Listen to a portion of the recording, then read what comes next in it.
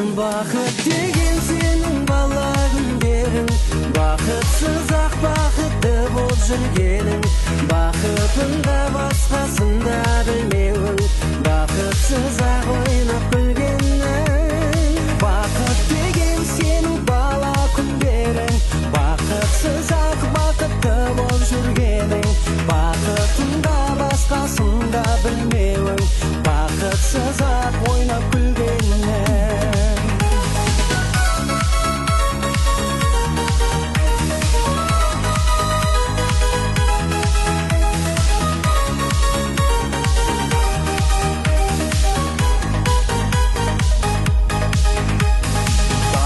Деген әркімдерге бір арман.